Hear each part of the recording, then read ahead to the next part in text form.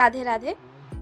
3 मार्च 2026 एक ऐसा दिन जब अग्नि भी प्रज्वलित होगी और आकाश में चंद्रमा भी छाया से ढक जाएगा।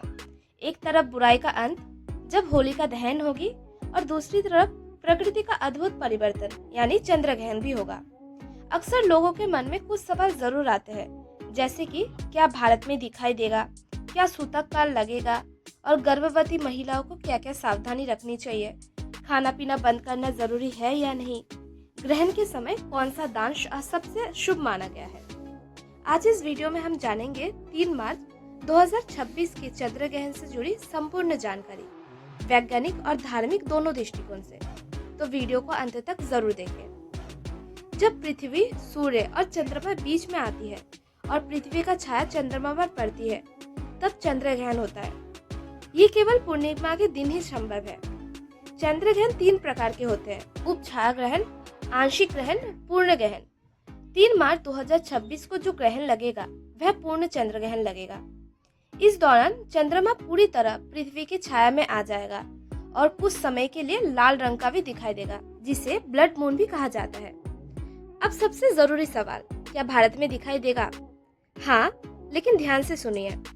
3 मार्च 2026 को जो पूर्ण चंद्र ग्रहण दुनिया के कई हिस्सों में पूरी तरह दिखाई देगा, जैसे कि ऑस्ट्रेलिया, एशिया, प्रशांत महासागर, अमेरिका के कुछ हिस्सों में भी।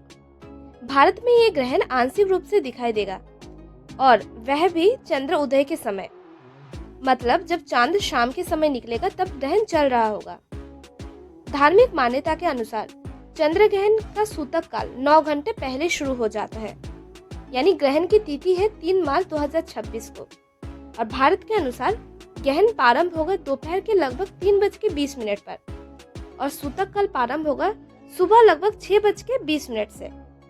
ग्रहण समाप्त होगा लगभग 6:45 पे शाम को और सूतक काल समाप्त होगा ग्रहण की समाप्ति के बाद।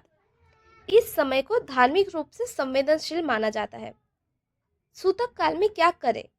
ग्रहण और सूतक काल को साधना का समय माना गया है। इस दौरान आप कर सकते हैं भगवान का मंत्र जाप, महामृत्युंजय मंत्र जाप, गायत्री मंत्र, ओम नमः शिवाय या हरे कृष्ण मंत्र।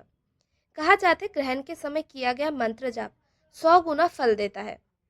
सूतक काल में क्या करना चाहिए और क्या नहीं करना चाहिए, जैसे भोजन बनाना या खाना खाना या शुभ कार्य करना, मंदिर की मूर्ति स्पर्श करना, बाल या नाखून काटना, सोना या पहले से भोजन में तुलसी का पत्ता डालकर रखा जाता है।